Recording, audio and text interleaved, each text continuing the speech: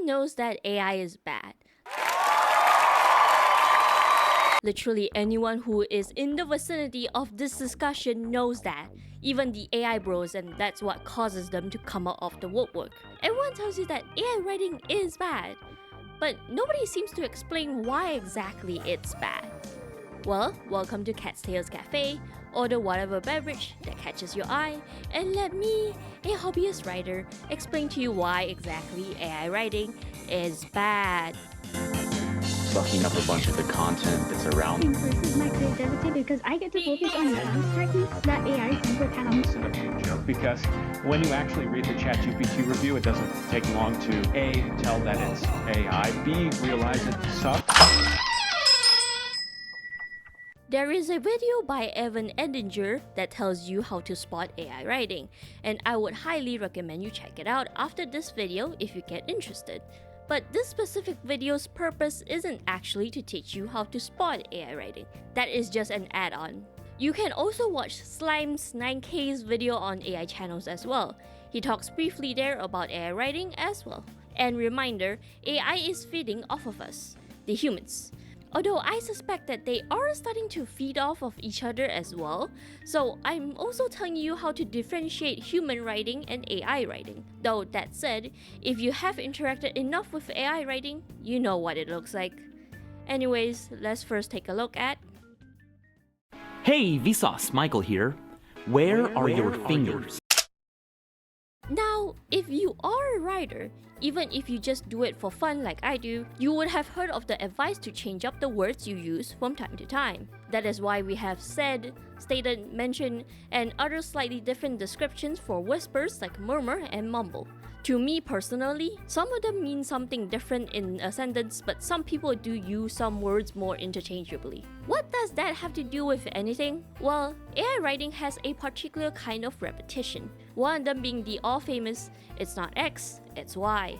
This is called parallelisms. And AI really love using parallelisms. Like this example Evan showed, AI isn't just a productivity boost. It helps us to get closer to our goals. Or this example in Wikipedia, these comments are not just dismissive, they are outright disrespectful. Parallelisms, or whatever they are actually called, have existed since forever, and the use of it doesn't mean that it's AI, but if it keeps repeating it, then you could start to suspect that it might be AI. But a more concrete way to tell if the sentence structure is AI or not depends on the way it's used. There is a video on Bilibili, China's version of YouTube, of someone complaining about AI review posts for the movie Obsession. I will be using the screenshots from him to show you what I mean. It's originally in Chinese, so I will try my best to translate it. The female lead's acting is too protruding. The most prominent thing about the film is Nikki's actress, in Navarrete. She isn't just being crazy, it's that her performance gives you an uncomfortable feeling of loss of control, in the form of a gaze, body, and voice. It turns the illusion of being loved into a horror film. Most films will portray the wish of, I hope the person I likes me back, as romantic. But this film flips it on its head. If a person is really forced to love you, that isn't love. It's a disaster. This angle is more ironic, and also harsher. It's not a standard stalker film. It's being overtaken by a wish. It's a bit like the monkey's paws logic.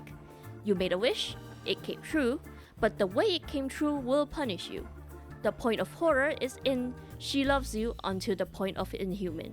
It's not because it talked about a refreshing story about not being able to get what you love, it's because the film portrays wanting love as something disturbing, and it wasn't insistent on romanticizing it.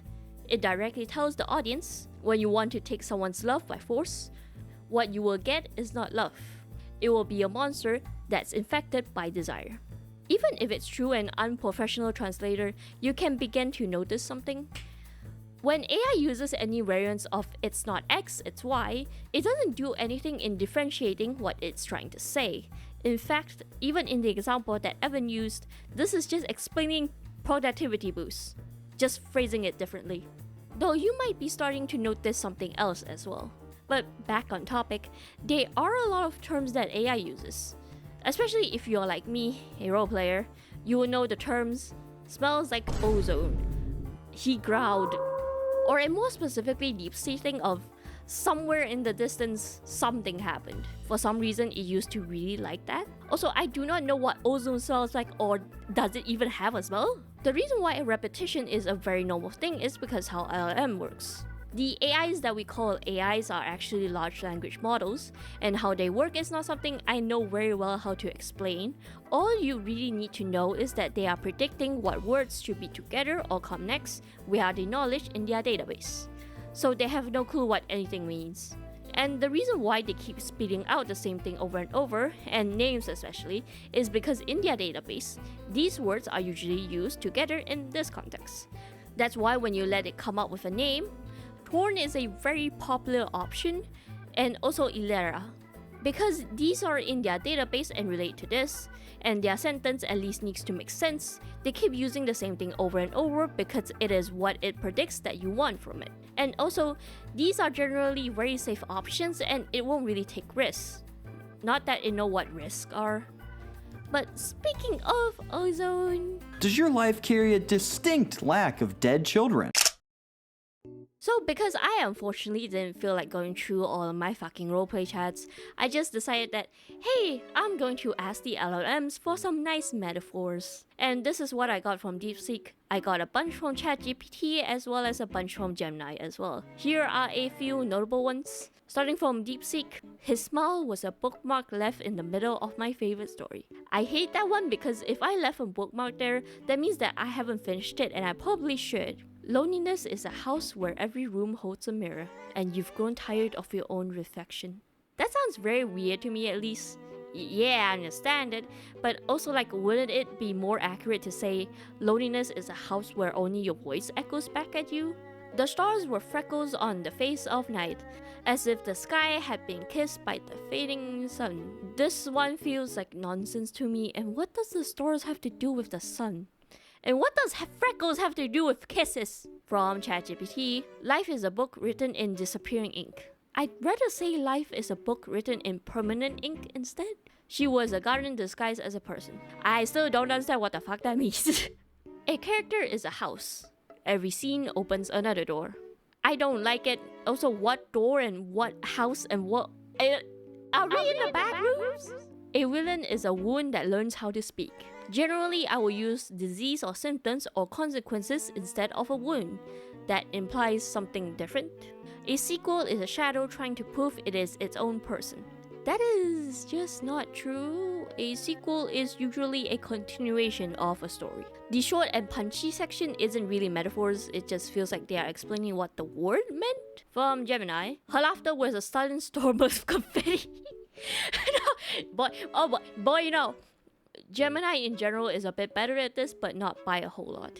But as you can see, because AI didn't really understand what it was saying, it just links shit up together, so it doesn't really like make any kind of sense. Like really, laughter and confetti? I understand the vibes they were going for, but that just doesn't work. Metaphors, when used, are basically to give you a different kind of understanding to a scene. Like if I said, the woman stared down at you, like you were a pile of trash that she decided to give some attention to. You'll get a feel of what the person is like as well as adding a bit more to the character as well. However, like I said, AI doesn't understand any of that. Metaphors are also by some writers based on their life experience, which would sometimes add a bit to the writing style. Though generally speaking, metaphors are descriptions that are supposed to add depth that might be harder to explain. Grief is a heavy cloak that becomes lighter with the wear of seasons, is what Gemini wrote. While that isn't wrong per se, I like to think of grief as a wound.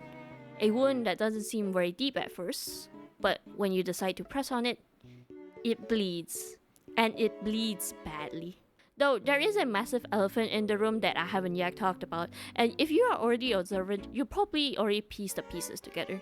Because the reason why AI writing is bad is not because of its repetitiveness or its weird shit metaphors, it's in the fact that it's... Now let's properly explore why AI writing is soulless. Let me give you an example. So I asked ChatGPT to write me a review of the F1 movie, pretending that I am a casual viewer. This is what it wrote. I went into F1 the movie expecting a fun racing movie, but I was surprised by how much I ended up caring about the characters and their journey. The racing is obviously the main attraction, and the film absolutely delivers on that front. The speed, tension, and intensity of Formula 1 are captured really well, making every race feel exciting and full of pressure. But what makes the movie work is that it understands the racing is only as interesting as the people behind it. The characters are what kept me invested. The film does a great job showing their ambitions, regrets, rivalries, and the personal struggles that come with competing at the highest level. It is not just about who crosses the finish line first, it is about why they are fighting to get there. Those emotional stakes make the victories feel earned and the setbacks feel meaningful. I also appreciated that the movie takes time to explore the relationship between the characters. The story has its predictable sports movie moment, but it handles them with enough heart and sincerity that they still land. It understands that the best sports stories are not really about the sport itself, but about the people who dedicate everything to it. As someone who is not just looking for racing spectacle, I think the movie succeeds because it has a strong emotional core. The cars are fast, the races are thrilling, but the human drama is what makes it memorable. A surprisingly heartfelt sports movie that proves you don't need to be a Formula 1 expert to enjoy the ride. This is based off of a letterbox style. AI writing is what I tend to call correct nothingness. It is undeniable that AI is good at writing. It is why AI writing isn't really something very obvious, at least at first glance. Because if you saw a review like this and you're just scrolling through, you don't really think that anything is wrong. But when you do decide to stop and look at it, well then, you realize that it has no depth, no thoughts of its own, just words that, well, yes, are correct, but said because it was in its database and not really of anything substantial. Now, if I was writing a review about the movie, I would say that F1 the movie encapsulates what fans of the sports captivate about. They are interested in the people involved, in the engineering wars between each team, in the teamwork that's required for drivers to actually race and be competitive besides their skills. And that, coupled with how well it presented the actual speeds that these cars actually go at and what it feels like to be in the seat, really makes it a gateway for anyone to be a F1 fan, even if there are a lot of questionables and definitely illegal moves made by Sunny Hayes. See, even if I am just rambling off of the top of my head, I can be a lot more precise and be a bit more in-depth compared to AI. AI writing doesn't fail at basic work. If you just need something marketing related or simple posts on Instagram promoting something, you could just use AI because it functions well and you don't really need to write anything unique. However, it simply fails at writings that relate back to creative work, or if creativity and personal opinions are at the forefront, because it's just simply empty. Everything that it says is correct, but this just feels like a summary instead of a very good review. A good review should make it obvious what the reviewer likes and doesn't like about a certain thing, and why they like this part and not the others. Yes, that includes the too much water shit that IGN pulled, because that thing is subjective and not even AI can come up with such things unless you're really hammering into it. Much like this translated review obsession, explain more about where this uncomfortable feeling of loss of control comes from. Why do you feel that way? What does it do that makes it feel like a horror story instead of a love story? They are saying the right things to make it sound convincing, but they don't explain further to keep building onto that point. Even in the case that it doesn't say anything concrete. This is why people say that it feels soulless. It's a lot more clear compared to art, because words are something that we use every day to communicate, to talk about our feelings and experiences. So we can tell when someone is trying to bullshit you, which is what AI is doing. It's trying to bullshit its way through as if it knew what it was doing, when in fact, it doesn't. Though before we talk about the devil that is in the room, there's something that's more related to creative writing that I want to talk about. Because AI doesn't understand words, AI also doesn't understand nuances. This is a lot harder to explain, but luckily I have a very specific example. Let's say that you're asking the bot to pretend to be a mafia leader, and the genre is romance. Doesn't matter if it's dark or not, just romance. Now let's put you as the female lead, or just the love interest since most of my audience is male.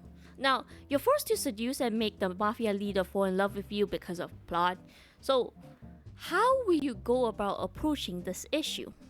Well, this man is the same old, cold, ruthless, and stoic mafia leader like many others. So maybe you decide to go approach him like a regular person, or go the typical romance route of being the regular girl but just happen to catch his eye.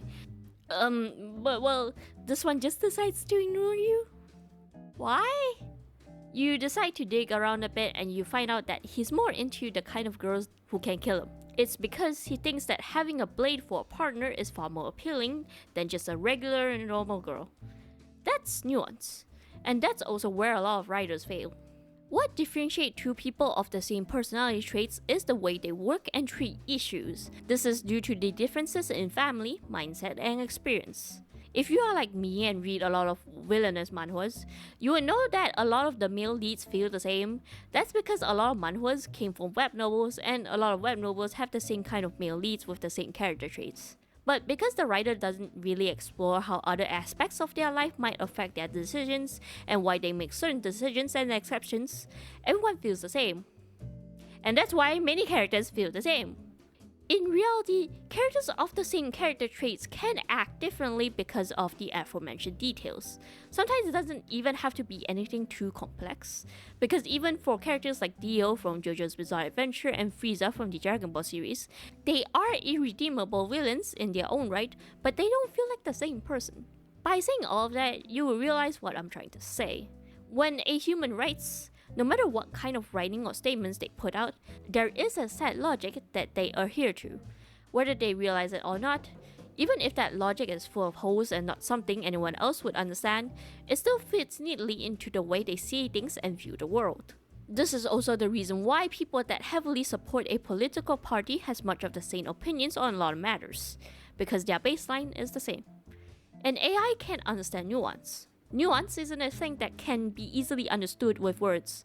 Even if it can, it still doesn't fully understand where that nuance comes from. And in terms of creative writing, this makes everything very predictable. And then it gets very boring. You'd rather have a chaotic dumpster fire than be boring, because no matter what kind of writing it is, it at least should be entertaining even if it's bad. I think the worst sin any writer can commit is to be boring. And AI writing is very good at being boring, and it's why I am in and out of roleplaying. A side tangent, I don't think roleplayers are similar to those who take AI as their partners, because fundamentally, most roleplayers who roleplay with bots know that it's a bot, and they are just writers exploring ideas or doing shit to a bot that they won't usually do to a regular person. Also, if you have some standard, you'd get annoyed at the LLM after a while of roleplaying with it because they act the fucking same, even if the bot creator already written more to it to try and differentiate it. So, I think it's time to address the devil that has been in the room with us since the moment you entered my cafe.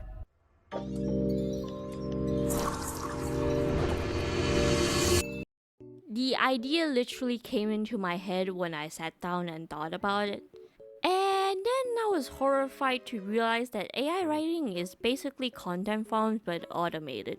Because with all of the examples and everything that I have told you, you start to realize that AI writing sounds a lot like the channel that everyone seemed to have forgotten about until they made a stupid comment. Did you leave a comment saying you didn't watch it? Yeah. But still you argued against the claims in the video?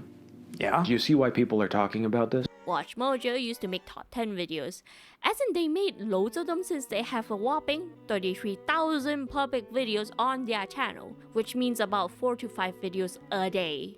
WATCHMOJO was truly the grandfather of all content farms. I decided to just look at one of their most recent videos. I wasn't even watching it, I just read the transcript. And oh boy, shit still rots my brain. Number 7. An expert on the multiverse. Strange.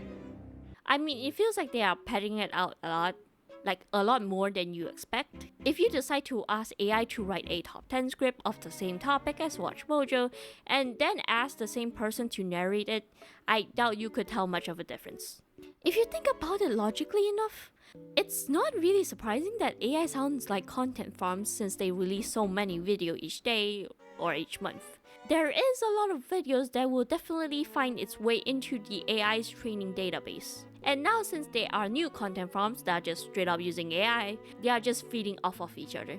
But most of these channels that are doing AI videos are content farms, and they definitely all have the same company running it if someone decided to dig further into this. Typically, the difference between content forms and actual creators is very obvious if you decide to check on how often they are uploading. Real creators take a while to upload video, especially if they put more effort into it and it's long, while content forms just pump them out. It feels like eventually AI scripts will be more and more like these content farms, especially when AI companies are focusing more on coding since those earn them the most money. I am not entirely against AI actually. I understand the theft, the plagiarism, environmental concerns, and whatever else, but AI is clearly a thing that isn't going to leave us even if the AI bubble pops. But I do hope that with this video, you understand better why AI writing is bad rather than just hearing the term soulless and deaf and whatever is being thrown around. The reality of the matter is, AI writing is harder to improve compared to something like art. Sure, AI art is still a mess occasionally, but if you knew how to prompt it, you could get it to look nice. But the same can be said for AI writing. Writing itself is a strangely unique skill, because in reality, it's just stringing a bunch of words together to form a sentence. That sounds like something AI should be good at doing, but it isn't. Because a good piece of writing is inherently very observational and thinking-based, and at times, even very personal. Think about your favorite moments from any media that you consume, even YouTube videos like this one. Why do some things seem to resonate with you more than others? Why do some moments seem to hit you hard? Does it make you think? Does it just remind you of something? Is it because you feel connected to the person on screen? Those experiences that, yes, AI can replicate, but they can't replicate why it happens, or how it feels like at that very moment.